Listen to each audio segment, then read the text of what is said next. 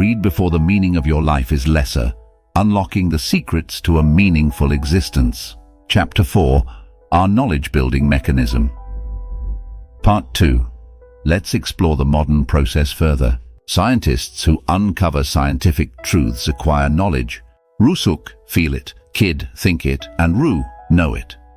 Rusuk, kid, Ru. The process that takes place in the science path will happen that what he knew was true, not true, so he was skeptical, it became a hypothesis. Doubt leads to notice, and through careful observation, one can summarize and gather scientific facts, transforming them into further knowledge. Let's go back to our normal self. Have some knowledge that is acquired through a process of personal rusuk. Feel, kid, think, then Ru, know. Most of the knowledge we possess is gained from others, and we absorb it as we navigate through life, encountering and interacting with the world around us. It becomes the knowledge of other people floating around. We walk and bump into the ear's eyes and we collect it.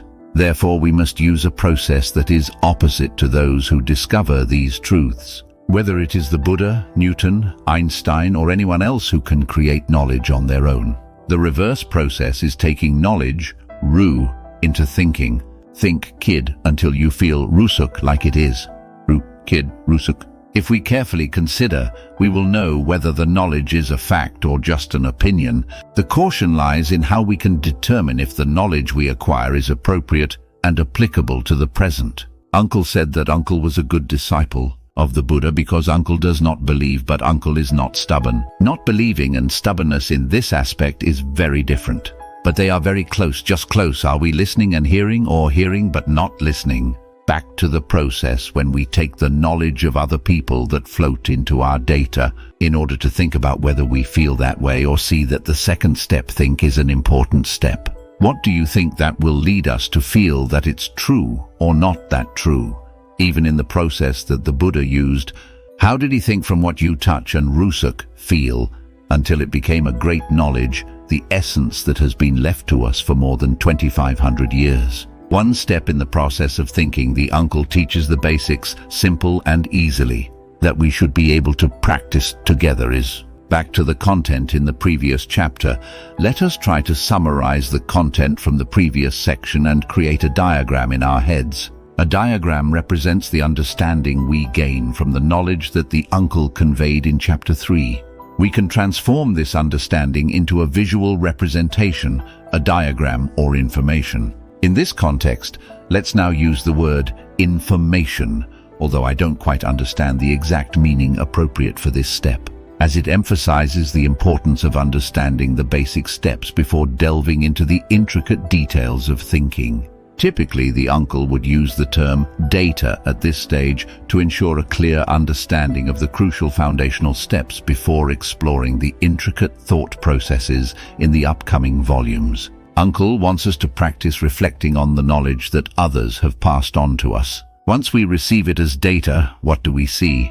Then we take what we see and consider, think about it. We really feel that way, is it really so? Uncle doesn't initially provide us with a diagram in my head because I wants us to practice. I wants us to reflect and see for ourselves if the information Uncle conveys is accurate, clear and correct. Is it on point? We will have the opportunity to practice listening because listening is different from waiting to speak. Often, Uncle encounters people who only wait to speak rather than truly listening. Take a moment to reflect and consider whether we are someone who listens or the ones waiting to speak. If one truly knows oneself, they would not contribute to the growing number of people who cannot listen but merely wait to speak, which already exists in our society. Once Uncle sees our diagram or listens to us, Uncle will know what we already know, and ready to know anything. This is an attitude that Uncle must convey to all educational staff in his Uncle's Learning Center so that they can practice it themselves.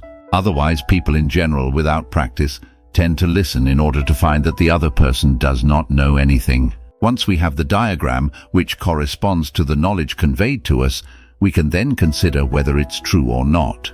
The key to this evaluation is to eliminate our biases from the process. Don't forget to take the 2 pills from the previous chapter. Take the 2 pills from the previous chapter, and then every time something comes to your senses, thinks and feels, first consider why you feel that way. Do this over and over again, why you feel that way, and you'll see things more clearly. Try to create a diagram or explain from your understanding of Chapter 3. Send it to me at mihuajmail.com. Or anyone can provide explanations or ask questions related to the topics in Chapter 3. People who use the thinking process can perceive more than ordinary individuals. They can see things that others cannot see. For example, Newton saw the force of gravity, and the Buddha saw greed, anger, and delusion. It blends together to become something we Rusuk feel when something impacts our minds. Our own cognitive mechanism, roughly in a general sense that we can grasp. Uncle probably doesn't have to say which neurotransmitter, such as sodium or potassium, and how they work to transmit electrical signals in our bodies to the brain. This is because even Uncle myself did not yet know in detail that Uncle felt the electric current running in his own body. Or Uncle hasn't talked about the mind or the Dharma state that we haven't touched yet. Let's consider the mechanism that we, normal people in the capitalist era like us, having the opportunity to touch Rusuk, kid, Ru, kid, Rusuk, go back and forth. This is enough. Uncle didn't want to tell us that sometimes, if we train ourselves to know ourselves more and more carefully, we may not be sure. Sometimes we might say that when we feel like thousands of butterflies are fluttering inside our chest. When certain people enter our thoughts, we may be able to discern whether it's because we miss them or they miss us. Or if we delve deeper, we will know that when we have feelings for someone, is that feeling a desire to love them or just want love from them? May our consciousness work towards the true meaning of ourselves. Uncle May J.D.